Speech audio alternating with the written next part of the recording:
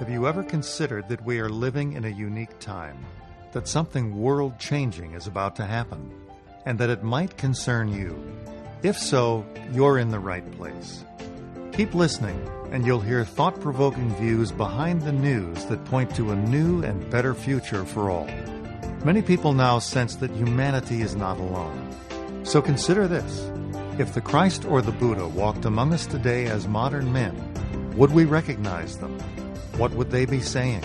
And most importantly, would we listen?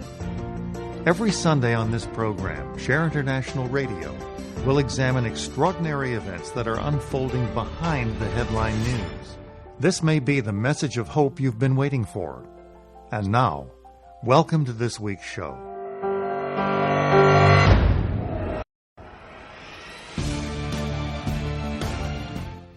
Welcome to Share on the Air Radio North America. This podcast, Share on the Air Radio, has been inspired by the information published in Share International magazine for the past 30 years. Information that says that humanity is poised to undertake a great transformation inspired by the emergence into the modern world of Maitreya, the world teacher, and the masters of wisdom. And each one of our episodes takes a look at this story from various perspectives. My name is Cielito Pascual. I am podcasting from Seattle, Washington. My co-host on alternate Sundays is Diana Gold Holland. Really happy to have you join us today. We will examine a particular perspective on the emergence of Maitreya, the intriguing, long-standing relationship between Maitreya's emergence and the world media. We will find out what the world media knows about the emergence about Maitreya, emergence of Maitreya, but isn't telling us. And returning to our show to speak on this topic is William Allen, a writer based in the Bay Area, trained in journalism, and for many years, Allen worked with a team to interest local and national journalists in what many call the biggest story of all time. So in this hour, you're really lucky to be listening in now. Allen will describe Maitreya's meeting with the BBC, the critical role the world media have been invited to play by Maitreya, and why the media's resistance to the story could be impeding the opportunity for global transformation. And finally, we always talk about what the public can do with this information. So we're going to talk about what the public can do to get the world media to tell the people about Maitreya. Welcome back to the show, William. How are you? Thank you very much. I'm doing well, and I'm happy to be back. Great. I just enjoyed the show that we did. I think it was back in early November. Yes, November 15th. Oh, thank you. So for our listeners who enjoy William's information today, you can go into our archives for the November 15th, 2015 show to hear more thought-provoking thoughts from William there. But we're focusing on the world media. So let's jump right into our topic. We're talking about a story that has grown and developed continuously for the past, over 3 decades. But it's been most public in about 1982, and you'll explain why. It's a story that will not go away. And you're talking about the world media's resistance to it. Let's first talk about why is the participation of the world media critical to Maitreya's emergence? Well, there are a number of reasons. The most important being that Maitreya is the world teacher for all humanity, people of all religions and no religions. It is his coming into the world, along with his group, the Masters of Wisdom, is the most extraordinary, profound event in all of human history. It even tops the coming into the world of various teachers revered by religious traditions throughout history. because of its profound nature, it is going to mean so many changes and transformations that it's critical that people be somewhat prepared ahead of time, somewhat educated about what this is all going to mean. So in the standard news gathering sense, it's critical that people understand what this event is all about so that they can be somewhat prepared for what's going to happen. Another issue is, contrary to the beliefs in various religious systems that on a certain day, their teacher, their Messiah, their Christ, their Buddha, whoever it is just going to appear somewhere and somehow everybody's going to know about it, and it's going to be, come on, let's get cracking, let's do this, let's do that. No, that is not the way it's going to work. There is a certain law, a spiritual law that governs the coming into the world of a teacher of Maitreya's stature, and it's called the law of free will. The masters and Maitreya never, under any circumstances, infringe human free will, because free will is what we use to grow, to expand our consciousness, to learn.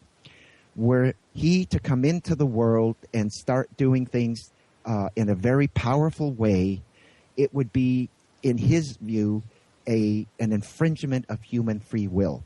He needs to be invited.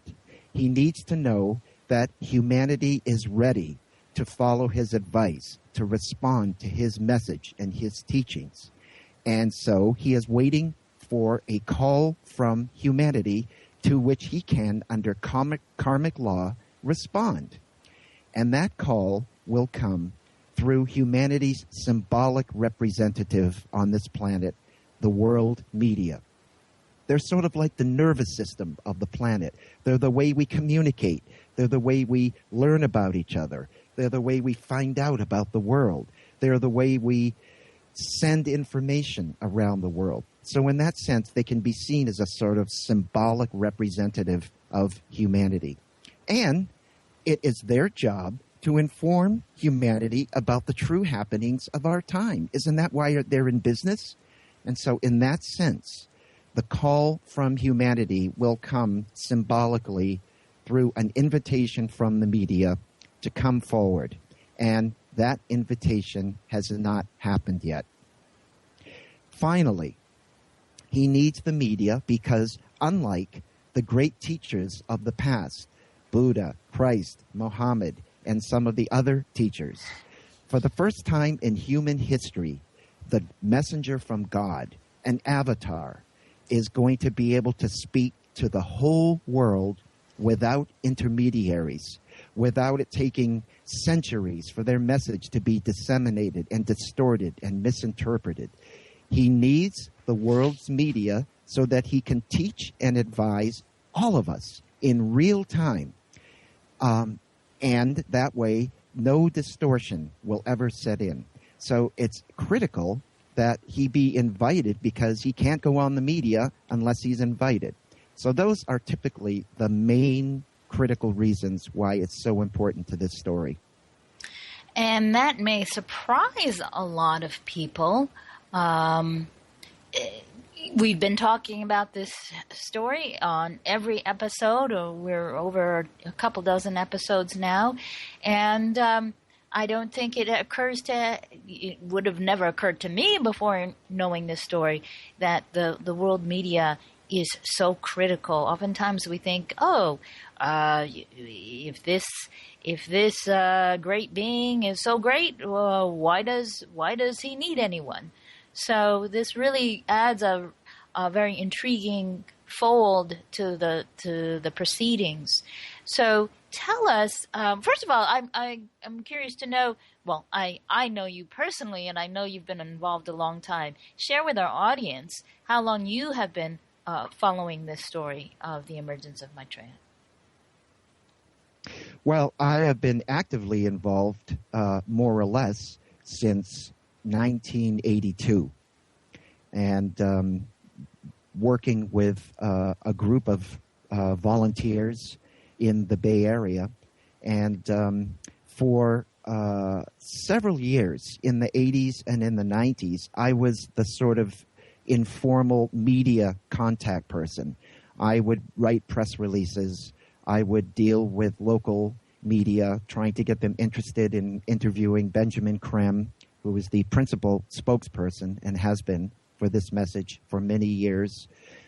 Did some interviews myself on radio and television, and had dealings with not only local, but was involved in a couple of national media campaigns as well. And yes, you'll might give us some details on that a little later. But before we go into the break, can you start to describe? There's been major overtures made to the world media with this information, and this is a decades-long story. Can you start to describe the timeline of how this story has been presented to the media, the world media? Well, there are so many issues. I mean, we're talking almost more than 40 years worth of information. So I'll focus on the highlights, okay? Okay, and you have 40 seconds till the break. I know we'll go into segment 2. Okay. Well, then, in the first 40 seconds, Maitreya came into London in July of 1977, and it was hoped that by 1982, several years later, he would be a well-known spokesman in the Asian community in London, which is the community that he sort of secreted himself into. He was living under a pseudonym, a common Muslim name, and he gradually became known as a great teacher, a leader. And it was hoped that the media would pick up on him, but they didn't. And after the break, we're going to hear more, because more things happened, of course. And so stay with us. We're Share on the Air Radio. We're with William Allen. We will be back after the break. We'll hear about how Maitreya met with the BBC later in this program. Stay with us.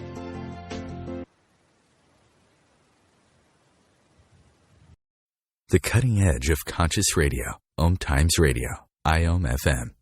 Every night, when the skies are clear, a remarkable event can be witnessed. A UFO the size of 5 football fields is moving through the skies just like a star. It pulses, it blinks, it changes color. This spacecraft appeared before as the Star of Bethlehem. Find out what it all means. Visit shareontheairradio.org. That's shareontheairradio.org. What if living didn't have to be so serious? What if you could move beyond your problems with greater confidence and ease than you've ever imagined? Throw your labels out the window and join the Irreverent Therapist for practical tips and a very different way of approaching the changes you would like to create. Marilyn Bradford and Pam Hodling have empowered hundreds of people to come out of self-judgment, quit looking to experts, and begin to create the lives they desire. Join us Wednesdays at 7 p.m. Eastern on the Irreverent Therapist Show. What if business could be fun? What if business is the adventure of living? What are you choosing? Where do you do business that makes it easier, more fun, or more joyful for you? We'd love to see where you do business. Connect with us on Instagram at Joy of Business or Twitter at Joy of Business. And share your pictures with hashtags BusinessDoneWhere and Joy of Business. Let's change the world with business. Do you have time to read that inspiring book or that blog post you've been meaning to get to? In your busy world, how do you improve yourself and keep your life going? I'm Lisa Kay, and my Between Heaven and Earth radio show can transform your life just by listening. Be uplifted with inspiring topics, positive stories, and ideas that really work. Between Heaven and Earth Radio is conscious living for your soul every Wednesday at 4 p.m. Eastern Time. Feed your soul with waves of consciousness on OMTimes Radio. We're back on Share on the Air Radio. And please join us on Facebook. You'll find us under Share on the Air Radio North America. You're welcome to post questions there. We are with William Allen, talking about what the media knows about the emergence of Maitreya, the world teacher and the masters of wisdom, but haven't told us, at least not yet. So, William, you were talking about Maitreya in London. It was hoped that he would become a widely recognized spokesperson in the Muslim community. Why don't you continue your story? What actually happened?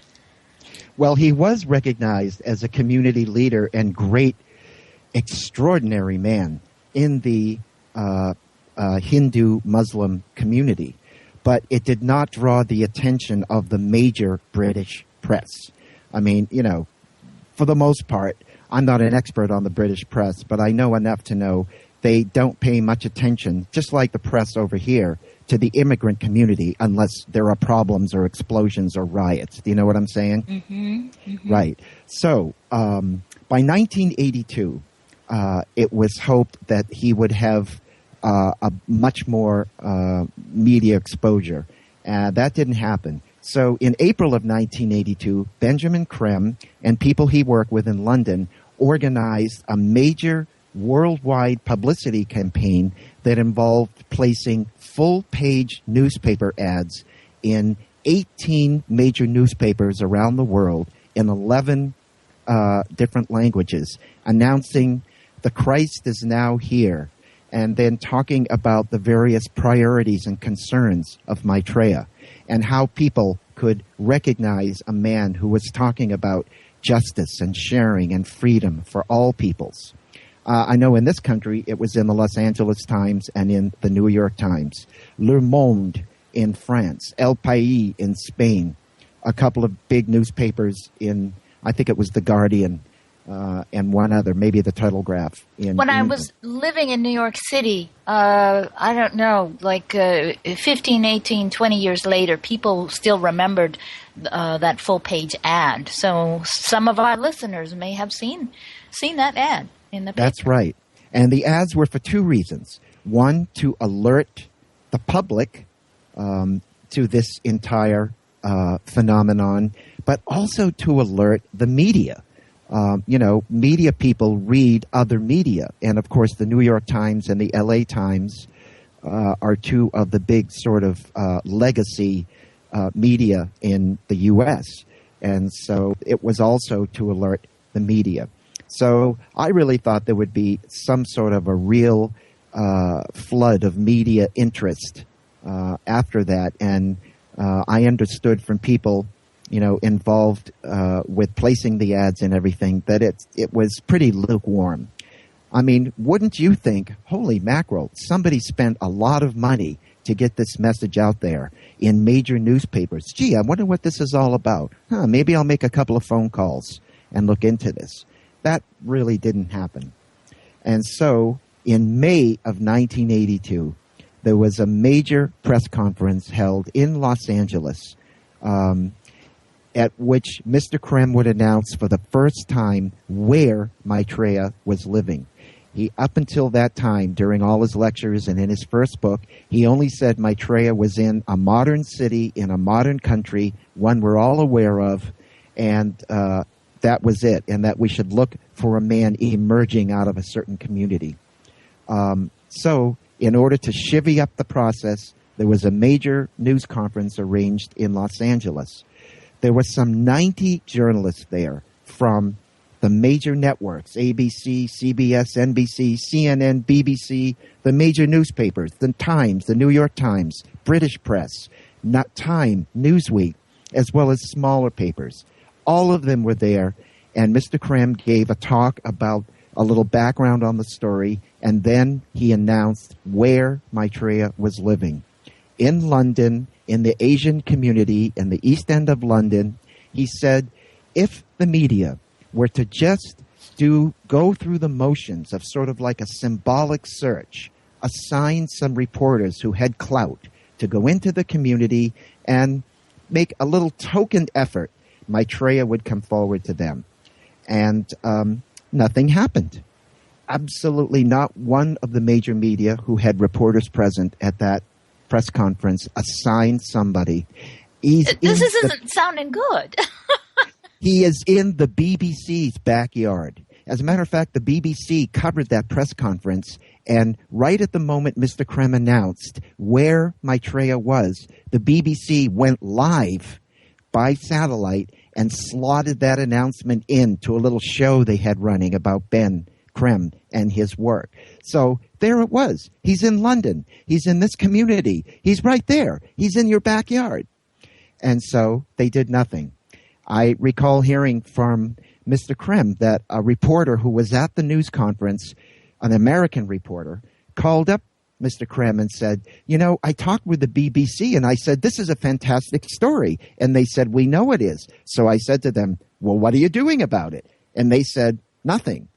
And I said, well, nothing? Well, why not? And they said, well, we're waiting for more tangible evidence. And of course, this evidence would only come if they had got involved in the little token search for Maitreya.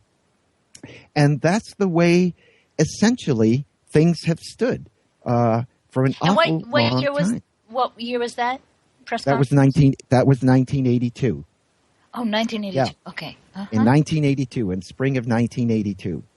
And, in order to point out a few other things, right around that time, the Falkland Islands crisis was breaking out between England and Argentina, that little war over some islands, the Falkland Islands off the coast of Argentina. Mm-hmm. And they were about to literally go to war.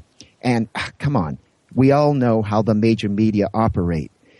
The Christ in London? Oh, the heck with that. We're going to war. The lads are going to war. Mm-hmm. The lads are going to war.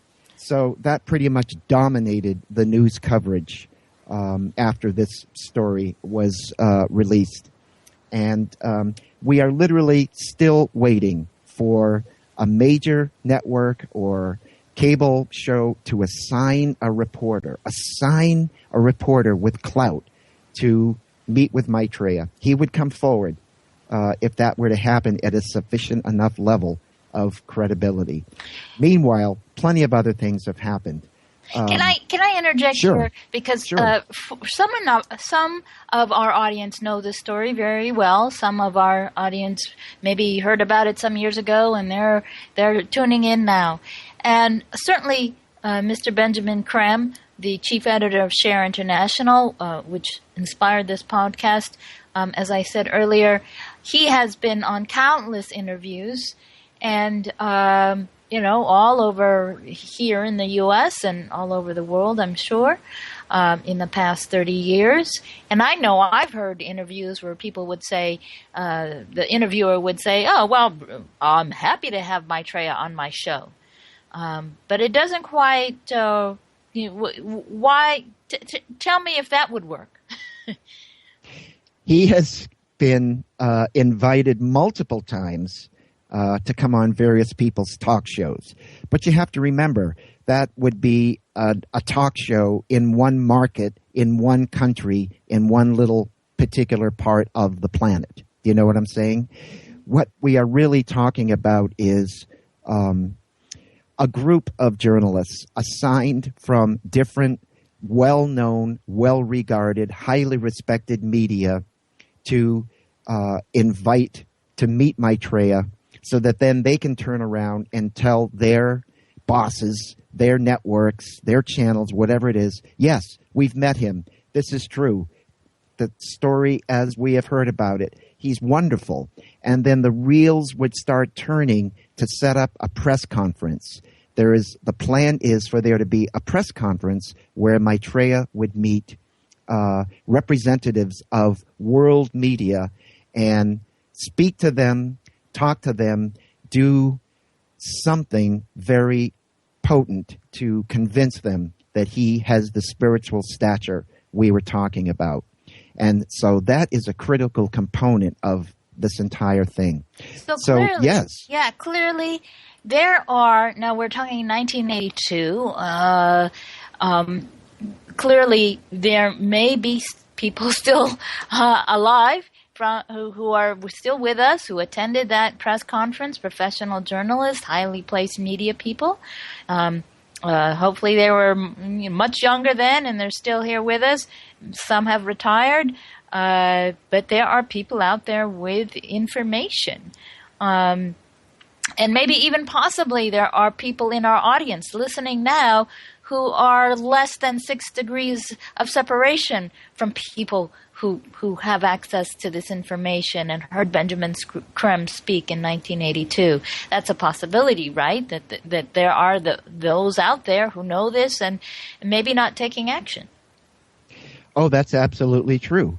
Since the 80s, we have it from people who are in the close circles around Maitreya in the Asian community of London. We have it from Benjamin Crumb and his sources that Maitreya has met and talked with and even given powerful spiritual experiences to hundreds and hundreds of journalists from around the world.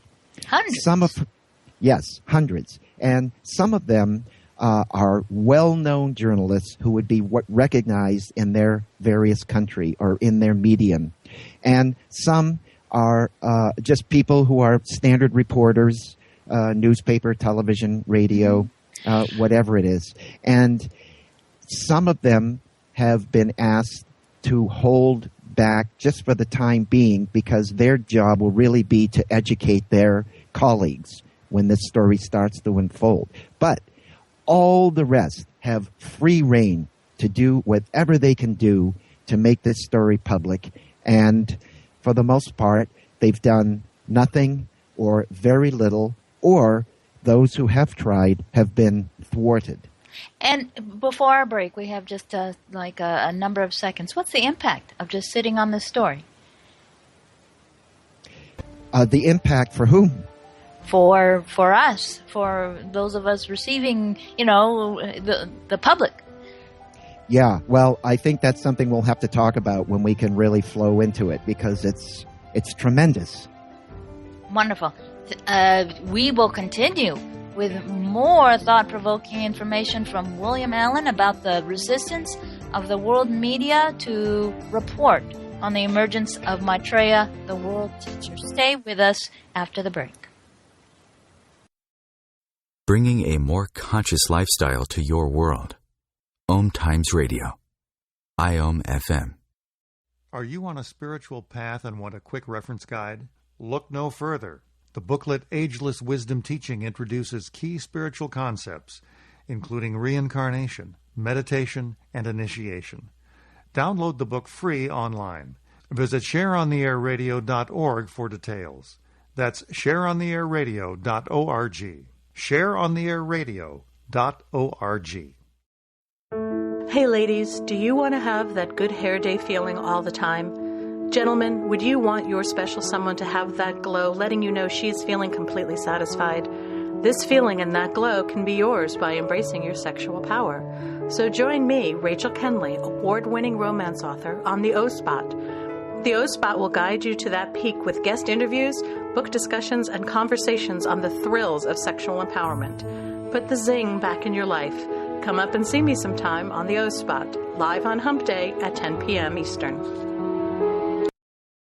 Have you ever wondered how to change your love paradigm? The secret key is finding a love partnership, not just a regular connection. How do you find these?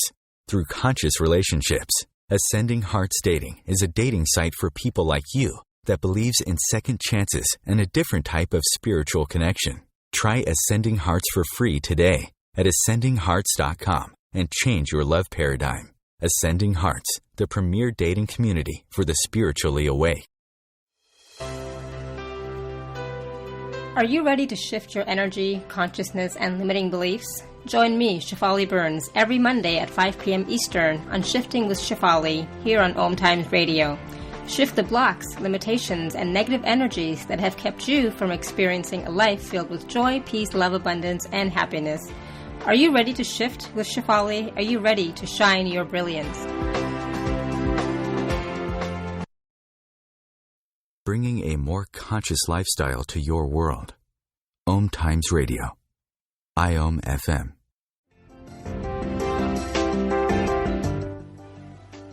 Welcome back to Share on the Air Radio. I'm Cielito Pascual with William Allen, and we are continuing this very fascinating conversation about the world media and Maitreya, the emergence of Maitreya, the world teacher and the masters of wisdom. If you're listening for the first time and you're new to this information, refer to our archive section on OMTimes Radio.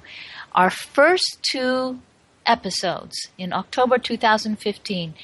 That's a fantastic introduction to this story. A lot of details. We have a wonderful guest, Dick Larson, who goes into all different aspects of this story that we're not able to cover in this hour. So refer to that show in October. Our first two shows, October 2015. William. So you started us out in the early 80s, full page ads in the New York Times, LA Times, many other papers, then a major press conference in May of 1982. As we go into the 90s and the 00s, this story does not let up just because the world media doesn't report on it. What is happening? Okay. Well, before we get to the 90s, if I might just stay in the 80s, because you said at the beginning of the show that I would talk about the BBC. Ah, yes. And we should definitely cover that. Well, in 1985, some journalists representing media from East and West who were sort of gathered together by a freelance journalist living in London who was really jazzed by this story. They went into the community and they did enough to sort of fulfill some of the law of free will that Maitreya is coming in under. So it frees his hand to begin a much more open phase of his emergence. So in 1986, Maitreya appeared in the offices of the Director General of the BBC in London and met over a series of meetings over a few months with the top officials of the BBC. And you can imagine he must have done something with them in order to be taken seriously. He must have given them some very, very powerful spiritual experiences, because people just don't walk into the office of the BBC and meet with the Director General. So they worked out a plan in which the BBC agreed to sponsor a press conference inviting the world's media to come and meet a man who lived in London, who indeed claimed to be the Christ, who was a member of the Asian community, but presents himself as a world teacher for all groups, religious and otherwise.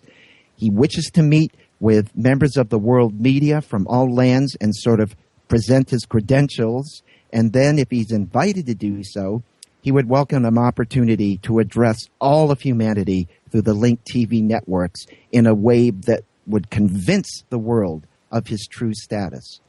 Now, that's a mouthful, and in the beginning, the BBC officials sort of were agreeing that they would do something to that nature. However, fear set in, and after a while, there was a division among the officials at the BBC, and there was a group who finally felt it was too explosive. They were fearful, they were cautious, and they recommended a sort of, well, let's just wait and see attitude. So after a few months, there was this kind of standoff. Ultimately, what happened was they went back on their word, and they did not hold the press conference. And to my thinking, they weaseled out of it in a very, very unclassy fashion. They alerted the Queen that they were going to make such a statement. She brought in her religious advisor, the Archbishop of Canterbury, as well as some political advisors. And, of course, they all came down on the thing like a ton of bricks. Is this published somewhere? The information about what actually happened inside the meetings comes to us from people who are in the tight circles around Maitreya and from Mr. Krem. But it will, when this story does eventually come out, and it will, those sorts of details will be heavily published.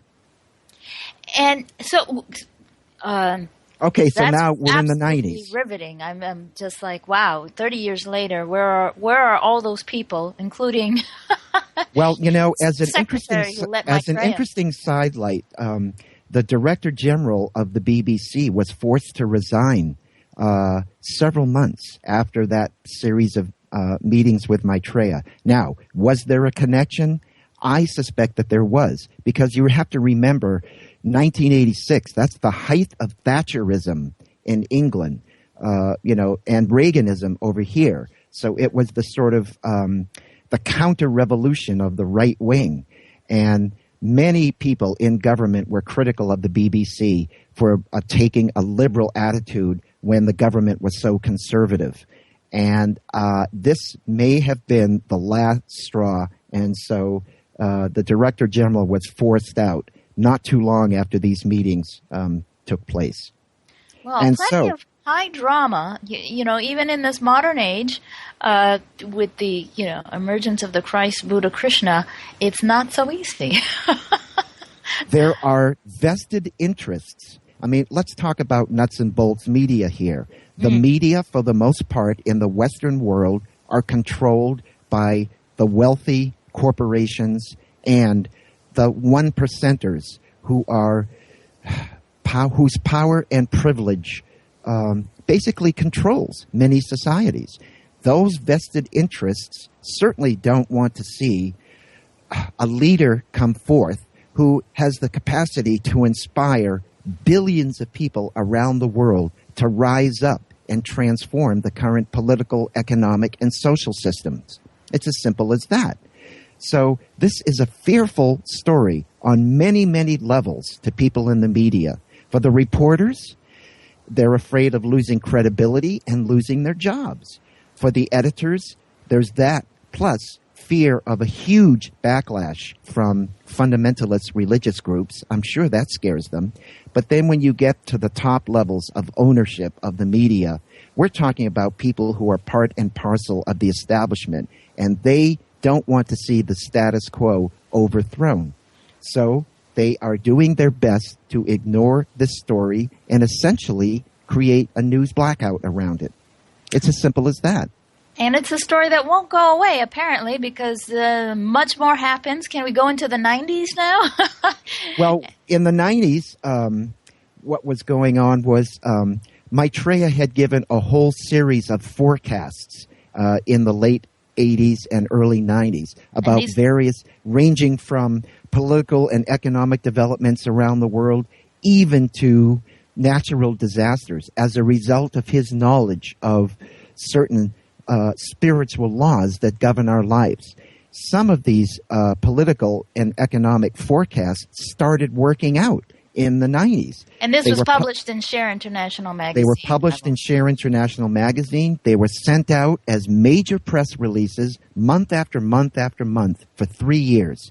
I mean, any journalist getting these press releases with incredibly accurate forecasts and predictions about a whole gamut of subjects would bound to be impressed. And some of them absolutely stunning, such as when Nelson Mandela had been in jail for 27 years and it looked like apartheid was going to keep going and there was no way Mandela was going to ever be released. Maitreya said in the late 80s, Nelson Mandela will be released and a peaceful process of transition of government will happen in South Africa. When that first came out, I'm sure people would think, oh, sure, come on, get real. And yet, within a year and a half, Nelson Mandela was out of jail and was negotiating with President de Klerk on a transition of power in South Africa. I mean, that's just one of the stunning things that were involved in these press releases. Earthquakes, volcanic eruptions predicted sometimes months in advance. So throughout the 90s, those things were working out. They were happening. And they had been predicted by Maitreya months, weeks, years in advance. I mean, it's just really amazing, the kinds of things. The fall of the Berlin Wall, the color revolutions in Eastern Europe, the growing rise of people power in countries around the world, which he said would happen because of the new energies that are stimulating humanity to become awake to the situations of the world, to start agitating for change. All of that ferment happening in countries around the world. That was a direct result of not only the new energies that had been pouring into the world from the constellation Aquarius, but energies being released into the world by Maitreya himself. So the 90s were, as you know, was a real time of ferment. And it continues today as we're seeing incredible change happening around the world in the expression of people power, from Occupy to, all the movements that we've seen. Arab Spring. Arab Spring, yes. Which Maitreya was involved in, by the way. And not only, I should also talk about the signs. Yes. Beginning in the 1980s, a huge flood of miracles or so-called miraculous signs started happening around the world.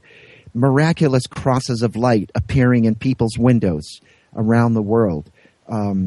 Bleeding and weeping statues leaking liters of pure oil, human blood, human tears. You had religious signs happening around the world and bizarre signs for people who aren't religious. All sorts of incredible things. Healing waters discovered in wells in various countries around the world, which scientifically these waters were analyzed by scientists and their properties cannot be explained.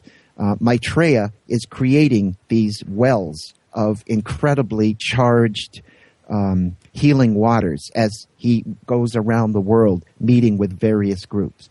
That was happening in the 90s. And, of course, some of the media actually picked up on it and did stories about all the miracles happening, but then they dropped it, and their attitude has been, well, been there, done that. After the break, we will continue. I'd love for us to talk about a recent event that tells us that millions of people know about this story, and we're calling on those millions to demand the media to tell the people about Maitreya. After the break. A conscious lifestyle for a mindful life. OMTimes Radio.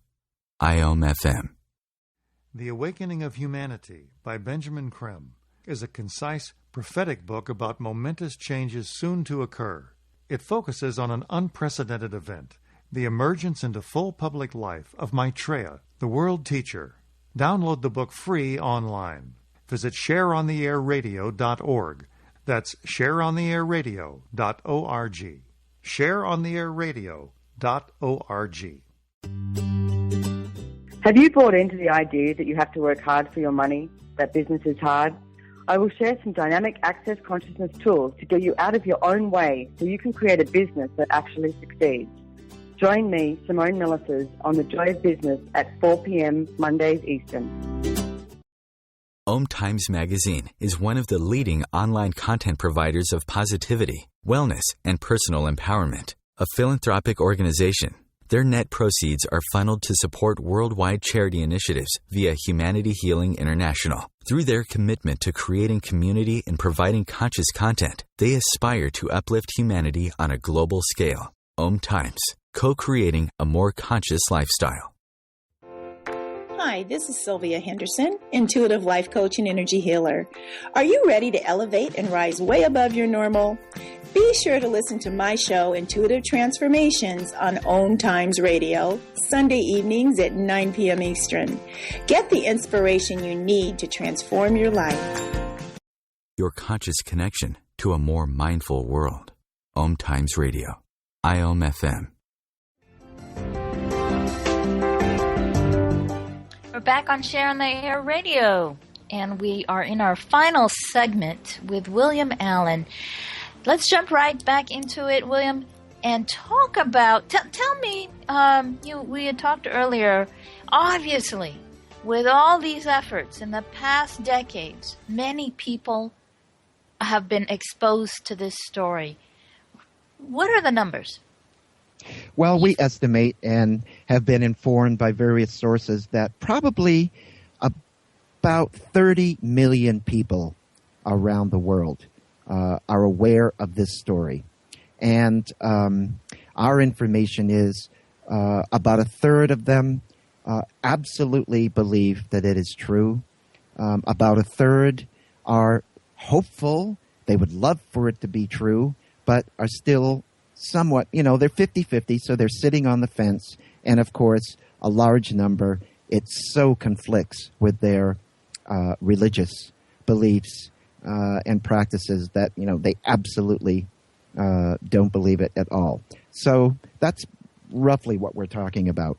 So several million people have heard about the story and absolutely are hopeful that it's true and go so far as to think that it is true. And what can they be doing? I guess I want to underscore the value of those several million people. It's it's of no small import that they are convinced of the truth of this story. This is not an isolated story. This isn't something that a few handful of people here and there talk about. You're talking several million people. And there was something that happened a few years back that shows that people are paying attention to this story, whether they're talking about it or not. You want to talk about that? Well, I'm sure you're referring to what we know as the Raj Patel incident, which took place in 2010. And that's because in January of 2010, Benjamin Creme announced in an interview and through major press releases, once again sent to the world's media, that Maitreya had begun the final phase of his emergence into full public view. He began appearing under a pseudonym on major network talk shows, news program on networks in various countries around the world, beginning with the United States. And then from there, he would move on to Mexico, and then Brazil, and then Russia, China, Japan, Indonesia, Vietnam, and so on. This has been going on since January of 2010. And how many interviews have there been? Oh, there have been more than 150. So if you combine all the countries. But to get to the incident that I referred to, not too long after that announcement was made, a bunch of people started this, I don't know if you would call it a meme. Do you call it a meme? Do you call it a rumor? On the web that a gentleman by the name of Raj Patel, who is a well-known activist and author who writes about the economic injustice in the planet. And he specifically focuses on food, starvation amidst plenty. One of his well-known books is Stuffed and Starved. Anyway, he kind of fits, he's Indian, he lives in London, he has a British accent, he's on television a lot.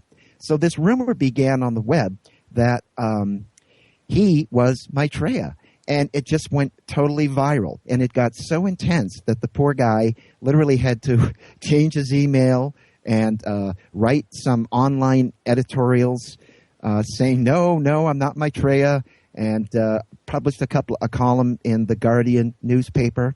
But it was so big, the response so immediate to that rumor, that could be seen as an indication that people are waiting. The people who are aware of this they're just waiting for some indication. And they kind of jumped the gun on that.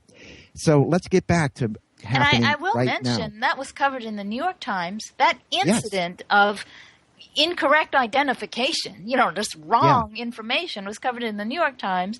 There was a whole segment on the Colbert Report, the Stephen Colbert Show. And I think there was maybe a magazine. Jon Stewart. So major American television comedy included this story that turned out not to be true in their skits. Yeah. And isn't that ironic? They deal with covering a flub regarding the story, but they won't look into the story itself. Mm-hmm. Isn't that strange? Let's get back to what people can do, okay? Yes.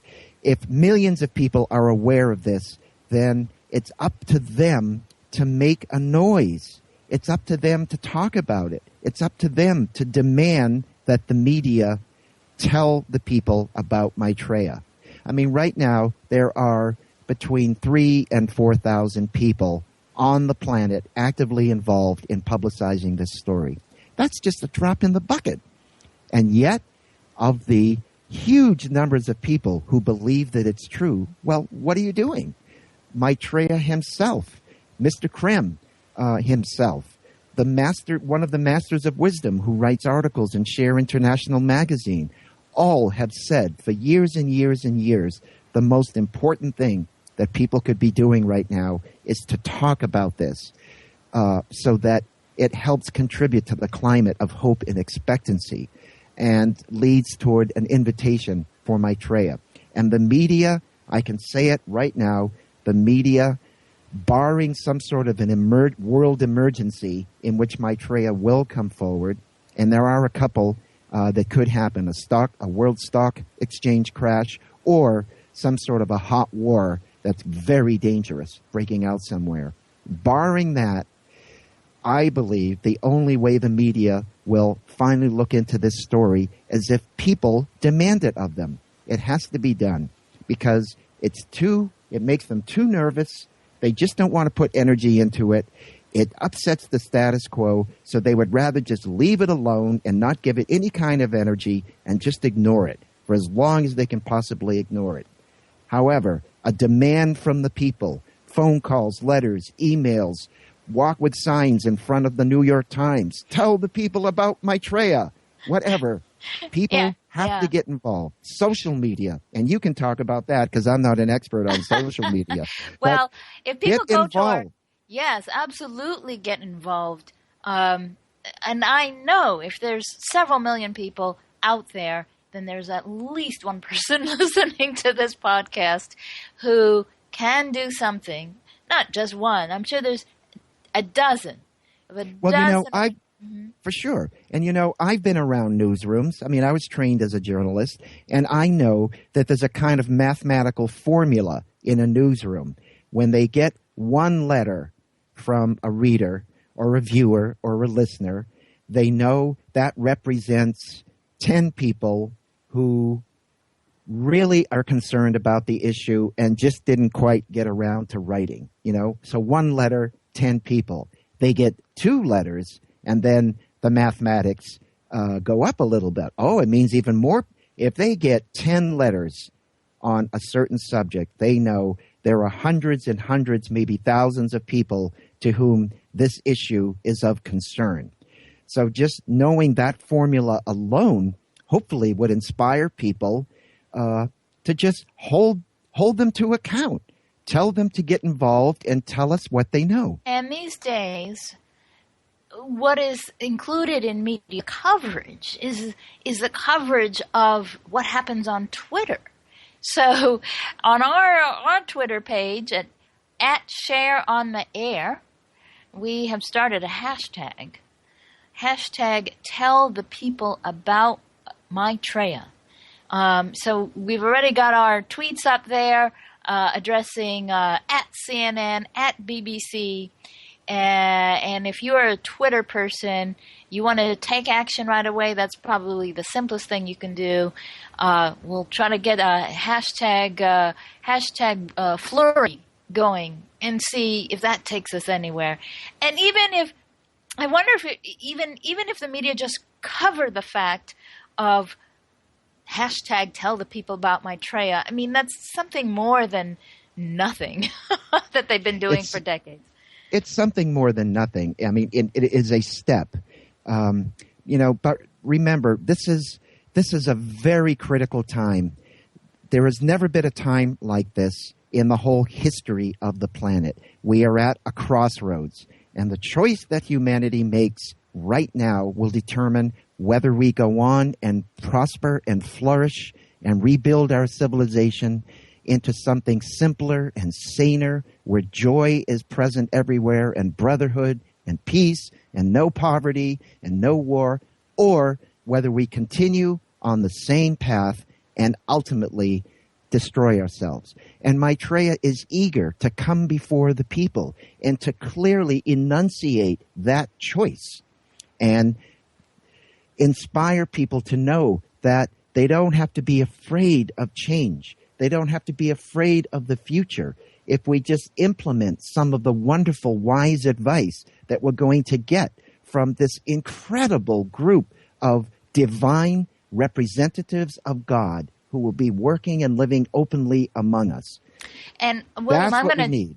I just love your passion in telling this fantastic story. I'm going to tell our audience the main website for all this information is share-international.org. That's SHARE-international.org. If for some reason you think you're connected to someone who has a high-level journalist who is connected to this whole story, you may want to communicate with them, send them a website, and encourage them. Or if you're a young journalist, go to the website and start to investigate the story and start to get a group of people together to start publicizing this and get this to the highest levels of media.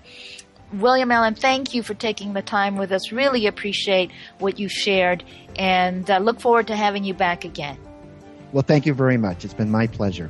And to our listeners, tune in next week, Sunday, 4 p.m. Eastern Time. We are here every week. Share on the Air Radio, North America. You'll be hearing my co-host, Diana Gold Holland. We're here every week. Thank you for listening.